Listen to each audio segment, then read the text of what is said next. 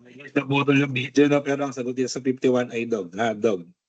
Kitang-kita sa solution, 1,793,200. Ayan, no? Okay.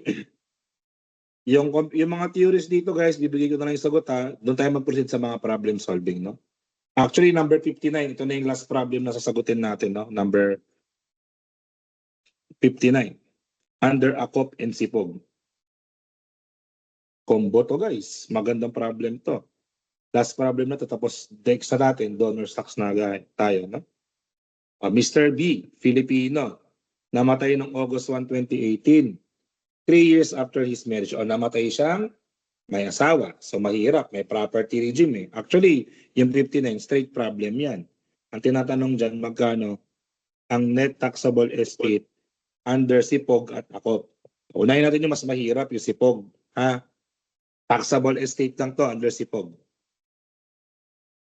So tandaan na, August 1, 2018, namatay siya 3 years after his marriage. So, ibig sabihin, August 1, 2015 siya, kinasal. Sir, pwede ba yan? Kahit August 1, 2015 kinasal, ang property regime Sipog. Pwede nga kasi kung napag-usapan, pwede. Kung hindi napag-usapan, ang magpe-prevail, edi date of marriage. Kung silent yung problem, edi Akop to, edi silent yung problem eh. Pinapili siya na magsipog siya eh. Diba? Sir, nagmamatter ba ang date of marriage? Yes. Kung naalala mo, may mga rule tayo sa mga mag-asawa na kapag on or before marriage, exclusive or conjugal, or common, di ba? Now, isa-isayin natin muna ha. O, Sipog muna tayo, Sipog. Tapos Akop. Tapos latag-latag na lang natin ha. Latag-latag na lang natin mamaya. Identify muna tayo, tapos saka tayo maglatag-latag ng proper. Ay, saka tayo maglatag-latag later on. Paano yung latag-latag mo, sir? Eh, ganun talaga. O, last problem na to ha. Tapos proceed na tayo sa next topic natin ha. O, Sipog muna tayo.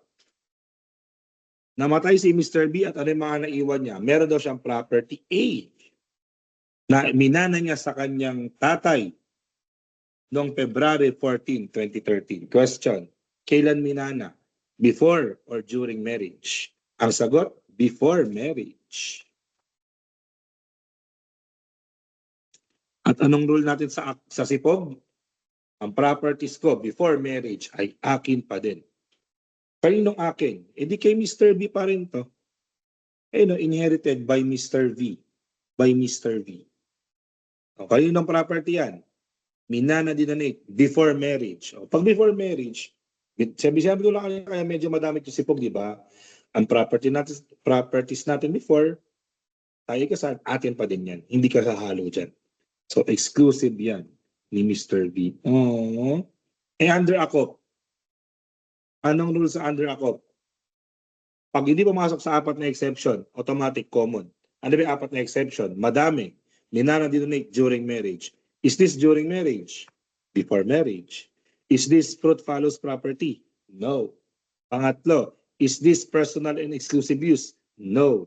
Meron ba siyang legitimate descendants on the prior marriage? Wala. So therefore, properties before marriage under Akop at hindi pumasok sa exception, that is common. Oh, ang dali, no? Kaching, kaching, kaching. Next, property B. Minana ni Mrs. B. O, tandaan, ang nagmana, hindi si Mr., si Mrs. Si Mrs. na ang nagmana noong February 14, namatay ang tatay ni Mrs. Feb 14, 2014. Ibig sabihin, minana ito before marriage ulit. At anong rule natin? Pag properties before marriage under Sipog, exclusive property pa din. So, isasama ba natin dito? Hindi po.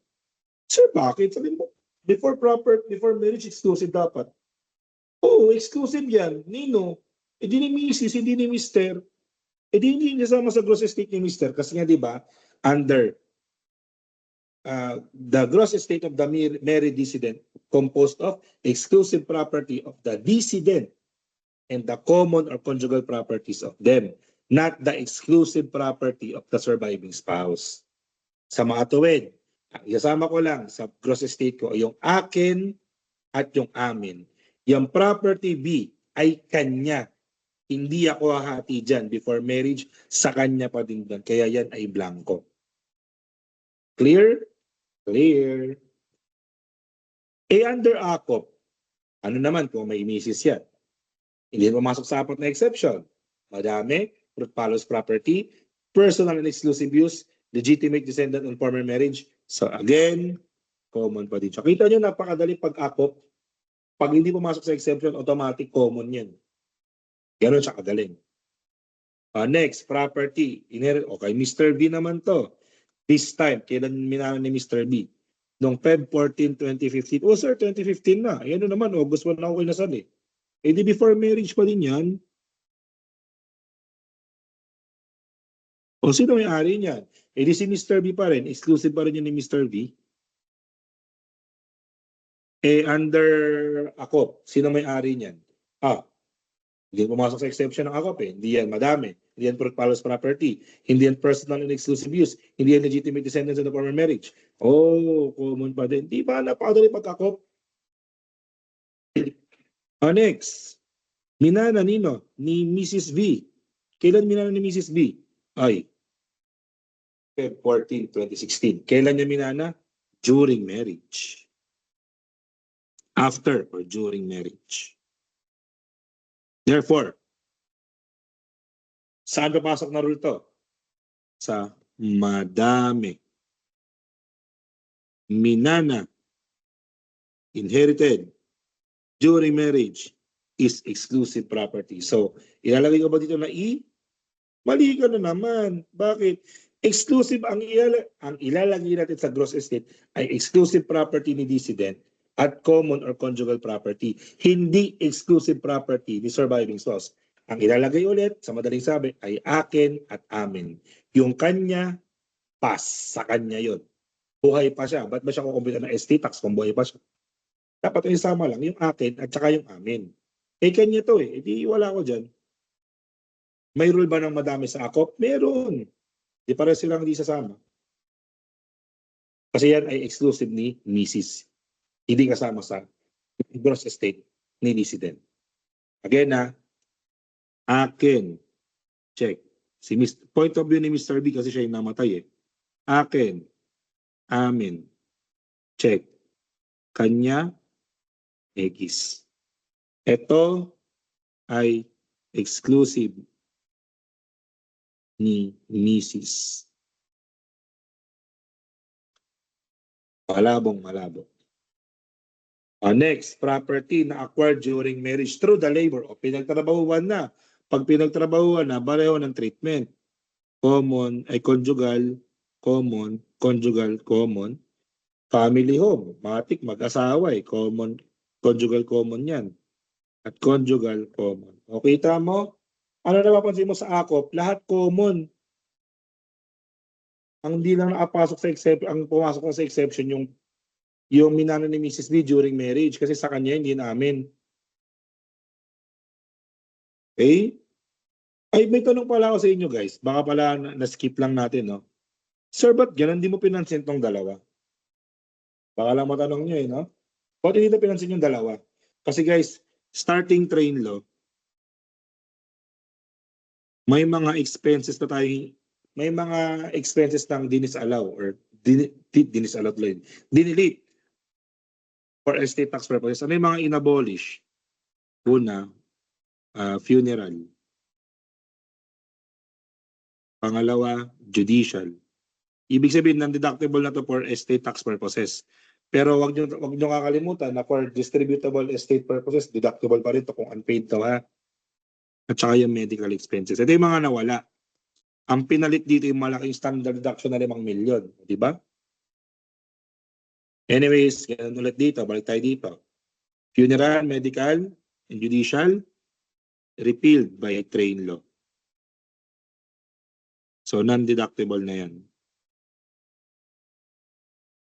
Okay? O tara, mag-solve na tayo. Last problem na rin naman na to eh. Mag-solve tayo ha. O, sipog muna, sipog.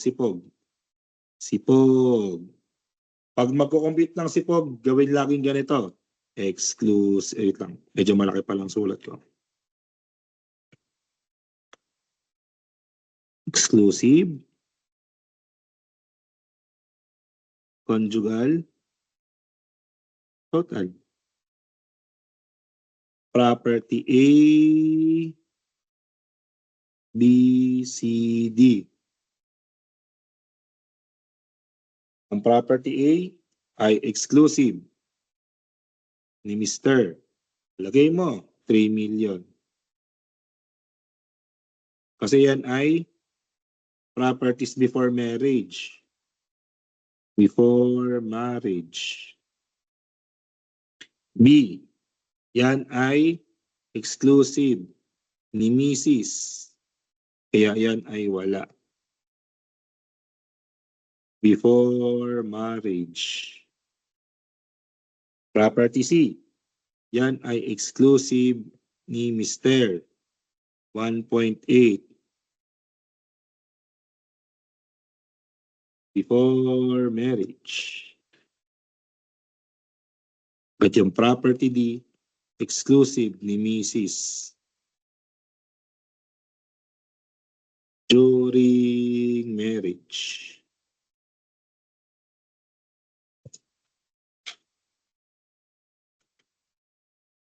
Okay, ano pang mga next ay consider natin? Yung mga acquired through labor.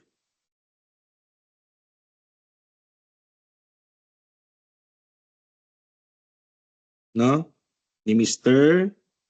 V at ni Mrs. V. Pati yung family home. Pati yung other personal property. Lahat ng ito ay conjugal. Kano ito? 2 million. 1.5. Medyo namamaga ang ating kamay pero laban lang kapatid. 1.5. 2.4. At 1.6. Hindi kompleto na gross estate mo. Pagkano yan? Lahat ng exclusive. 3 saka 1.8. GE. 4.8. So ay 7.5. Pag pinag-add, 12.3. Okay, ordinary deductions na po tayo. OD, OD. Anong acronym natin ng OD? Wait lang guys ha. OD. It's Clute TV. Clute. Baba natin yung unpaid mortgage kasi marami palang properties ng unpaid mortgage dito eh. A, B, C, D. Taxes. If, losses. Sorry. Vanishing deduction. Uy, meron palang vanishing deduction dito. Tingnan natin. A, B, C, D. Ito na. Sorry. Nakalimutan natin. Yung transfer for public use. Medyo, ito lang. Laki pala ng konyet nun. Sige na nga, baba na nga natin lahat.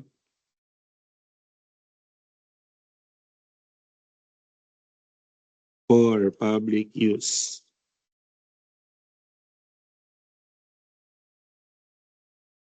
Saka, vanishing deduction.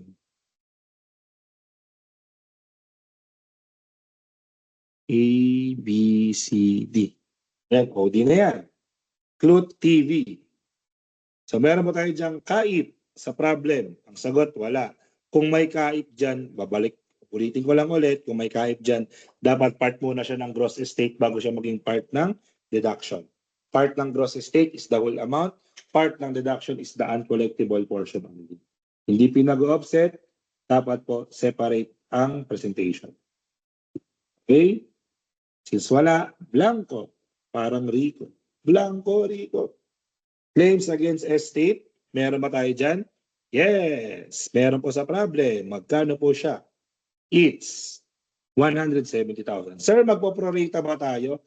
Hindi tayo magpo-prorata kasi hindi naman non-resident alien ang taxpayer natin. Kung non-resident alien, magpo-prorata lang tayo kapag yan ay hindi identifiable kung within or outside the Philippines. Question, saan ilalagay ang claims against estate? Is it on the common or the exclusive property? Kapag silent ang problem at hindi mo matrace, ang sagot dapat yan ay sa conjugal property. Okay, so 170. Kasi hindi identifiable kung exclusive or conjugal eh. Losses, wala naman po eh. Wala. Unpaid mortgage yan. Question, silent pa ba ang problem dito? Hindi na. Bakit hindi na silent ang problem? Kasi ang unpaid mortgage ay traceable sa mga properties A, B, C, and D. Nilagyan ko na nga ng A, B, C, and D dito para malaman mo na identifiable siya. O anong rule natin sa unpaid mortgage? Kung hindi sa'yo ang property, hindi sa'yo ang mortgage. Bakit? May mga properties ba dito na hindi sa'yo? Oo. Di ba yung property B, hindi kasama yan kasi exclusive ni Mrs. yan. Pati yung property D, hindi yan part ng unpaid mortgage mo. Ano lang, hindi property A and C, magkano yung property A? 500,000. O saan nilalagay yung property A? Hindi kung anong treatment sa gross estate ng property A, yun yung treatment sa deduction niya ng unpaid mortgage. Ano ba ang treatment sa property A? Eh no, exclusive, pati yung C. Hindi parang exclusive deduction yan. 500 at 180.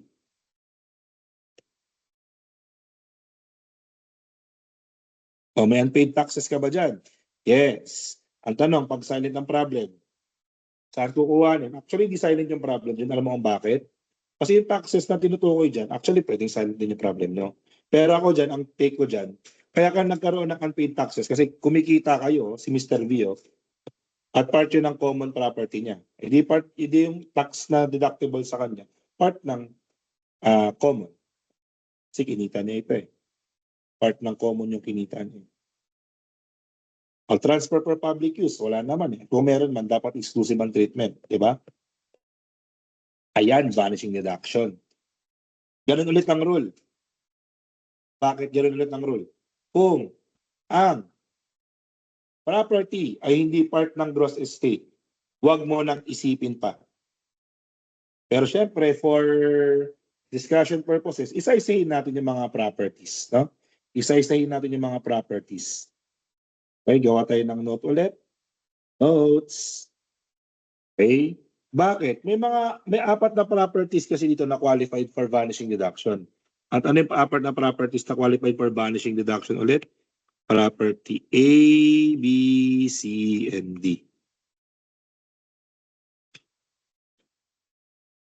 Medyo hindi na silent yung problem dito, no? Actually, hindi na medyo dito yung problem. Kasi kanina, given na yung date of interval, 3.5, 4.5. Dito, mag-compute ka ng dalawang dates. Sad to say, no? Kaya, mag-compute ng mag-compute ng date of interval. Para ba tayo nag-compute ng date of interval?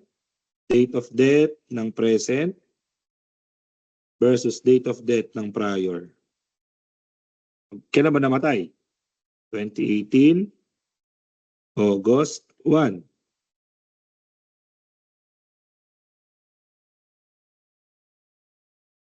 Yung prior, 2013, Feb 14. Gawin natin lahat dito. Actually, kung mapapansin niyo yung problem, medyo giving na. Parang 1 year lang yung pagitan, pero pare-paras lang month tsaka date. Tingnan mo, 2014, Feb 14. Dito, 2015, Feb 14. Di ba, puro Feb 14 eh, no?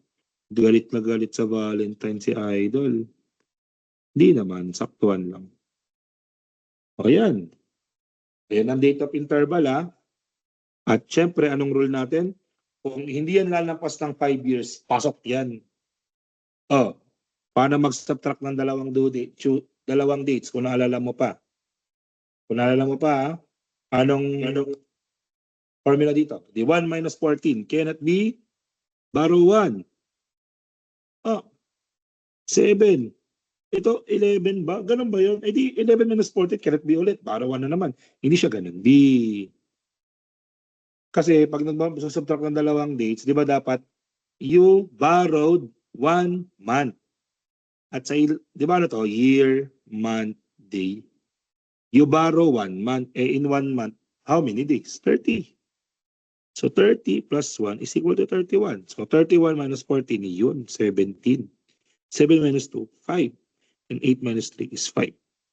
Question, is property A qualified for vanishing deduction? Sagot hindi. Because it exceeds 5 years. Ay no, 5 years, 5 months, and 17 days. Wala na agad. O property B, gano'n lang din naman to eh. O 7, 31, 7, 31, 7, 31. Ang binabago mo lang naman dyan, yung buwan, ay yung taon. 8 minus 4, 4. 8 minus 5, 3. O 8 minus 6, 2. Ito, pasok sa 5 years date of interval. Pero, under sipog, o ito under sipog, hindi nakasama yung A. Burahin ko muna to para hindi magkalituhan. Ha? Ito yung baka magkamali kasi kayo. Under sipog at under ako, hindi nakasama yung A. Kasi kahit isama yun sa, kahit part yun ng gross estate ni ako, ba't hindi siya isasama? Kasi yung more than 5 years. How about yung property B? Isama ba yun sa vanishing deduction yung property B? The answer is yes. Kasi part na siya ng gross estate, at within 5 years date of interval siya. Oh, nice. How about property C? Isasama ba yun sa gross estate? Ang sagot is yes. Kasi within 5 years date of interval, and tawag dito, part yan ng gross estate.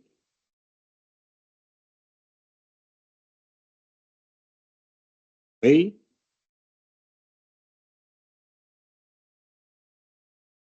Wait lang, property B pala, mali tayo dito. Nasa na tayo?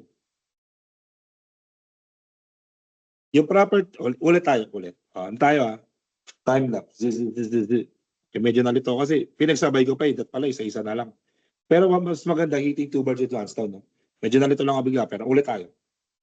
Yung property A, di ba ang property A included do sa gross estate? Lagyan na GE. Included siya. Pero for vanishing deduction, hindi siya kasama. Bakit nga? Kasi kahit part siya ng gross estate, lumampas ka ng 5 years date of interval eh. Hindi na yan kasama. Di wala na. A property B.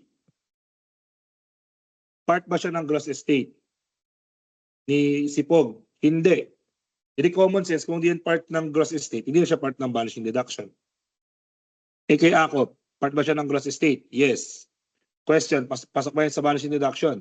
Yes, kasi within 5 years date of interval. Ganun siya nag-work.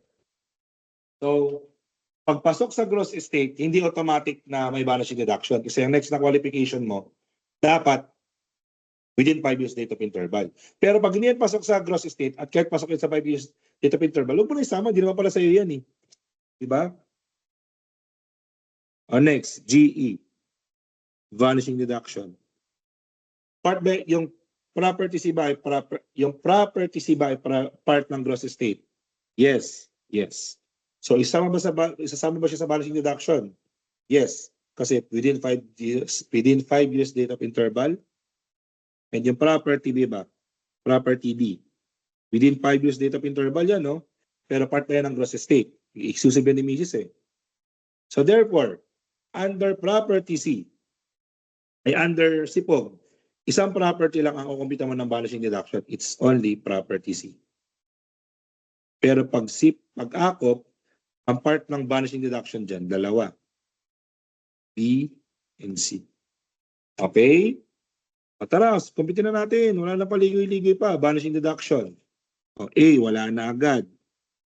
B, wala. B lang ata yung meron, no? Hindi, B, wala. C lang. Sige nga, anong next na problema mo pag mag-vanishing deduction na kay property C? Okay? Ito yung formula na. Property C. Under Sipog. Step 1, get the initial value or value to be taken, which is the lower between the fair market value at the date of death of the present decedent, which is part of his gross estate, or the fair market value at the date of death of the prior decedent.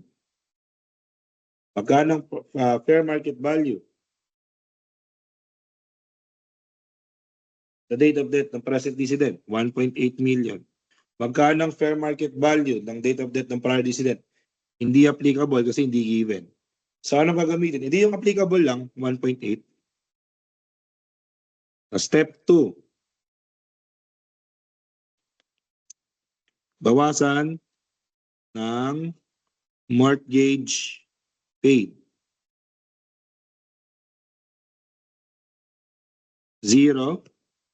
So your initial basis is 1.8. Step 4. Tawag dito, get the proportionate deduction. Patangan kamay. Itang guys.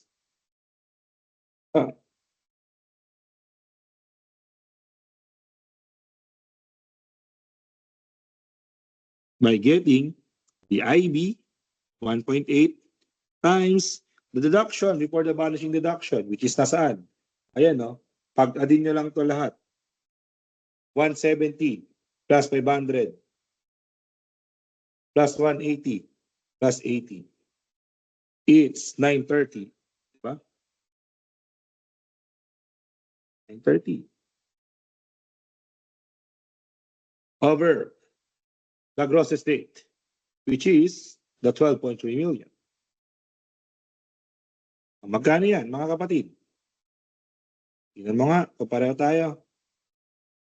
It's 136,098. O, round off na lang to, ha? 136,098. Bawasan, step 5, you will get final basis. 1663902. And syempre, after mo makuha yan, get the rate.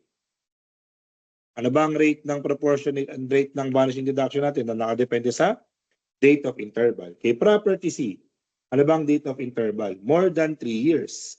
O sa mga may kodigo kanina, pag more than 3 years, nasa na yun? Wala. O pag more than 3 years, nasaan? Ayun, more than 3 years, oh. 40%. Ba, gamitin. 40%. And how much will you get? 665,561. Yun. Vanishing deduction. Yun lang ba ang kumputin? For SIPOG, yun lang kasi siya lang ang nag-qualify. Okay? For SIPOG, siya lang kasi siya lang nag-qualify. 665,561. Ang tanong, saan ilalagay? Exclusive or conjugal? Again, since property C is traceable to the gross estate. Ayun na, property C, oh. Nasa exclusive gross estate. Hindi exclusive din ang deduction. 665,561.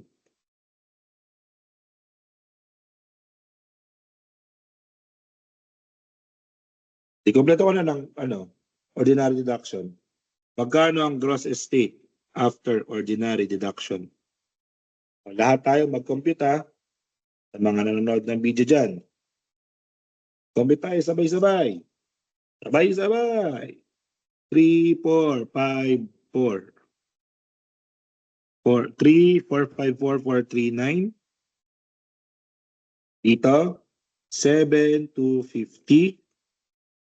For a total of 10, 704, 439. For ordinary deduction, kompleto na tayo. Special deduction tayo. At anong acronym natin sa special deduction? AFS. Amounts received under RA 4917, family home, and standard deduction. Magkano ang na-receive under amounts received under RA 4917? Silent ang problem, so wala. Family home, moops, meron po tayo. Yun, no, family home, no? Magkano yan? 2.4. Ang tanong, magkano ilalagay as deduction? 2.4 din ba? Since yan ay part ng conjugal property, edi yung share mo lang ang ibabawas dyan. Diba? 2.4 divided by 2. It's 1.2. O ito, mahigpit kong sasabihin sa inyo ha. Mahigpit kong sasabihin sa inyo. Sa special deduction, hindi na tayo nag-classify kung exclusive or conjugal. Pero kahit hindi tayo nag-classify, kahit basahin mo sa notes mo sa taas, we need also to, especially for family home, no? We need to deduct only the appropriate share. Kung yan ay conjugal family home, edi kunin mo lang, ibawas mo lang din dyan yung conjugal share, di ba? 1.2. Kita mo? Hindi na ako naglagay dito kasi useless na. Ang purpose na po kasi ng special deduction is to reduce the taxable estate. And standard deduction, I believe you have an idea, fix 5 million for taxable worldwide taxpayers, such as resident or citizens. At huwag kakalimutan yung deduction na meron ang mga mag-asawa. Okay? The other deduction, not part of ordinary nor special, the share of surviving spouse. And how do we get the share of surviving spouse?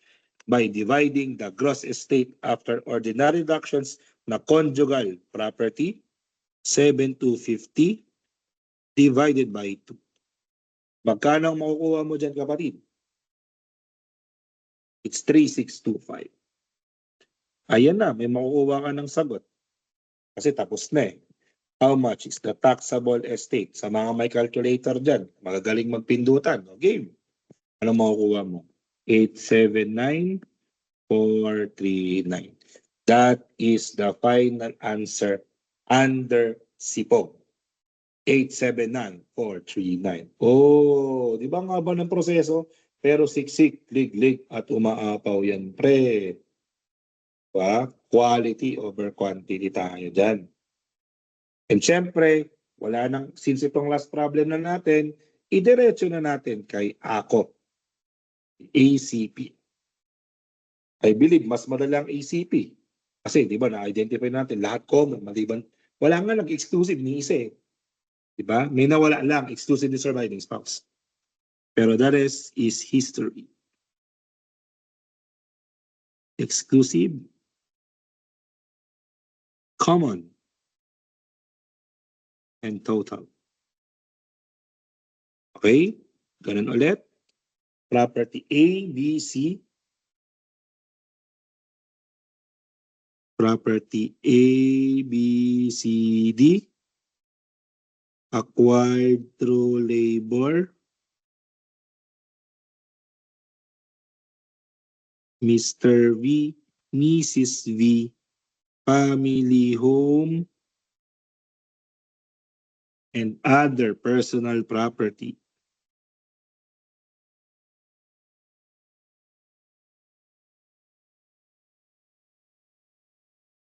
Okay? Isa-isa natin. Property A, it's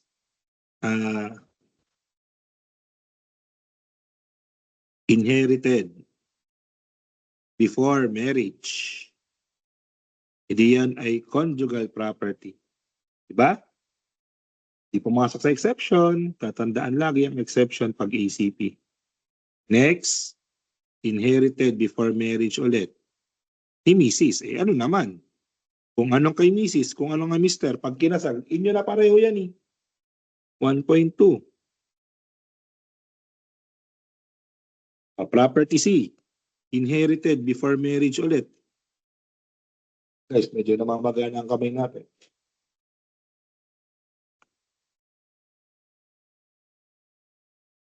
O, di ba inyo yan?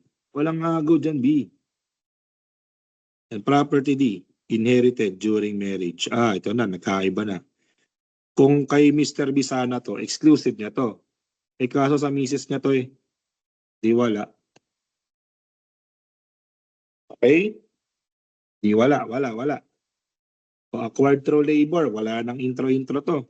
Lahat to ay conjugal.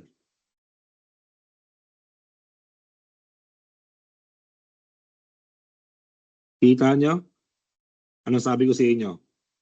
Di ba pag lahat, sa CPG, sa SIPOG, lahat, common. lahat common, maliban sa exception A. Walang pumasok sa exception eh. Wala, di lahat common. Gross estate. 0. 13.5. 13.5. Wow. Doon tayo ngayon sa mga ordinary deductions. At anong acronym natin dito? CLUT TV. Oops. Kaip. Kae.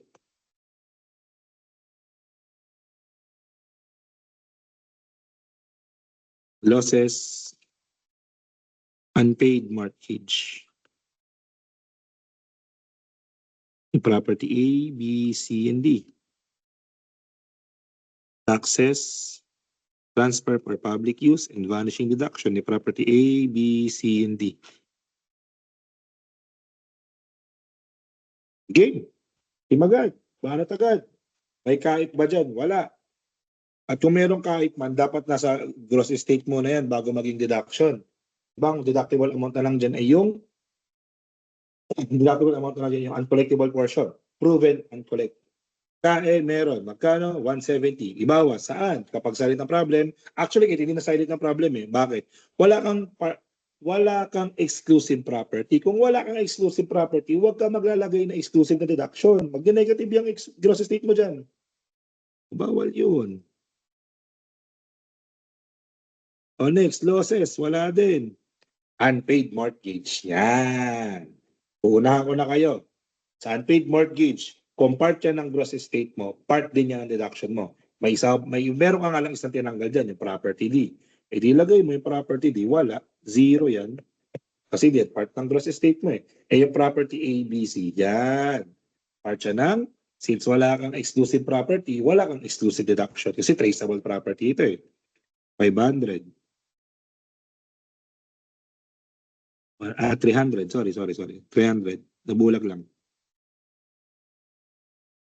Tsaka 180. Yun. Taxes. Since wala ka ulit exclusive property, at yung income ay accruing before death ng galing sa common property, common. TPU, wala ulit. Ito na, vanishing deduction. Isa-isin ulit natin, ha? Maliwanag sa vanishing deduction. For ACOP, ang isasama lang natin for vanishing deduction is property B and property C. Yung property A sana, isama natin kasi lumampas ng 5 years date of interval. Yung property D, pasok sa 5 years date of interval, hindi naman sa'yo. Hindi yung property B and property C lang kasi sa'yo na, pasok pa sa 5 years date of interval. No? So A and D, ikisa na natin ha. A and D, ikisa na natin. Bang. So doon na tayo sa pag-compute ng vanishing deduction. O tara, ang game. Paano agad ba?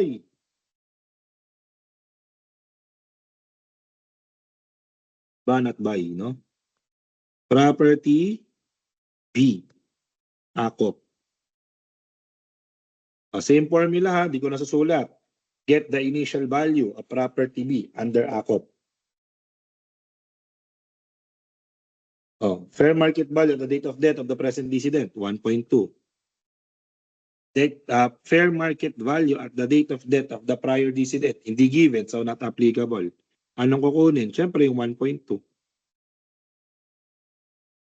Bawasan ng mortgage na binayaran. Sir, may unpaid mortgage dyan eh. Ang sabi ko, dapat paid, hindi unpaid. So 0 yan. Wait lang, ba't ako nalagyan ng linya dyan? Sorry. 1.2, 0. It's still 1.2. And now you will get the proportionate deduction, which is the IB multiplied by the deductions before the vanishing deduction or the CLUT TPU. Add mo to lahat, oh. Add mo to. Magkano yan? 170, 500, 300, 180, and 80. 1 to 30. 1 to 30. 1 to 30. Hirap pala pag walang kausap na pag pre-recorded lang. Pero okay lang. And gross estate is 13,500.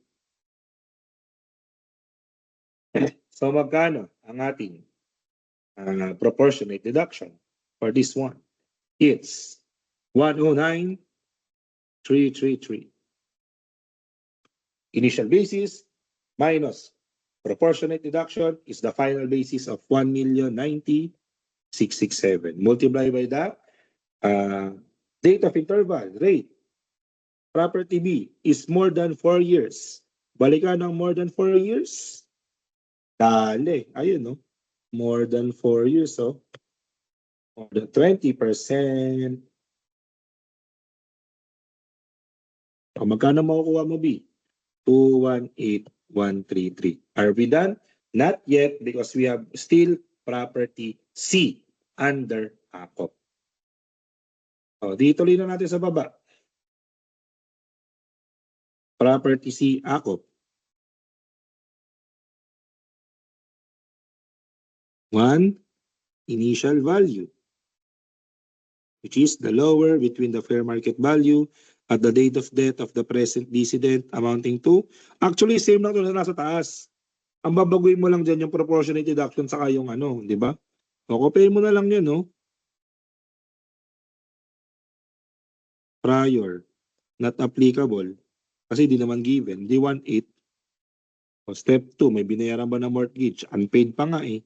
Di wala yan, less mort paid. Shortcut ko na lang, kasi same na same lang to guys. O, 1/8, initial basis, proportionate deduction. Ito yung magbabago lang, kasi syempre nagbago na yung gross estate mo, nagbago rin yung cloth TPO mo.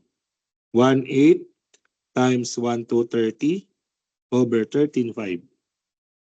Diba? Lagay. 164.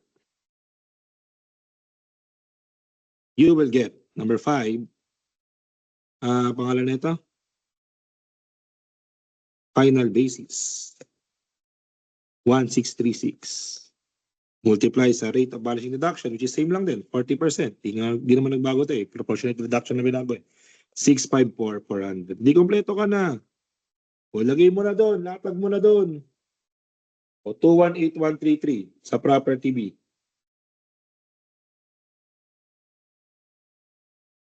Siyempre sa common ulit, wala ka namang exclusive eh.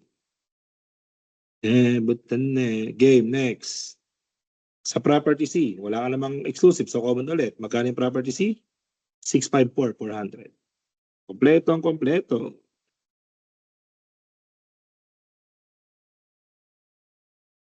Ma-minus, exclusive, wala.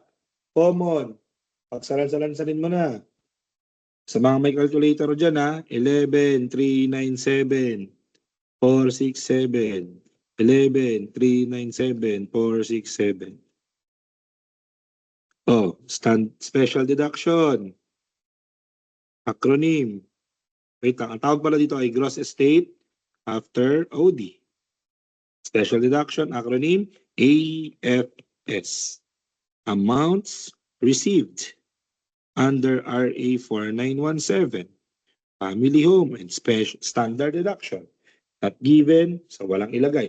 Family home is given 2.4, but we will only account for the deduction of his share. Kasi yan ay conjugal eh. So 2.4 divided by 2. It's 1.2. And syempre, standard deduction, fixed 5 million for those taxable worldwide. For taxable within only 500,000. Huwag kakalimutan, yung deduction na neither ordinary nor special na applicable lang sa mga married decedent, the SOS, share of surviving spouse, which is nakukuha by dividing the gross estate after the deductions of the conjugal property or the common property, 11,397,467 divided by 2. Ito yun, no? Which is 5,698,733. How much is your gross estate? Taxable estate, sorry. I believe, ang sagot mo dito magdi-negative. Alam mo kung bakit yun? 551. Lagpas agad ng 11 yan eh. It's 501,267. Oh, ibig sabihin, for absolute community property, 0 ang iyong tax due. Pero mag-file ka pa rin ba kay ACP kahit 0? Ang sagot, yes. Bakit? You have registrable properties, properties A, B, C, and D. Diba, nabanggit ko kanina, basta may registrable properties, required ba rin tayo mag-file, kahit wala tayong babayaran, no? So that's it for estate tax. Diba, kitang-kita nyo, ang dali-dali lang pag-computation, no? Basta stick to the concept lang, no? At kung nalilito, balikan lang itong problem na to kasi ito kompleto na to, no? Okay? So we are done with the estate tax and now we will proceed to the much easier transfer tax, the donor's tax. Okay?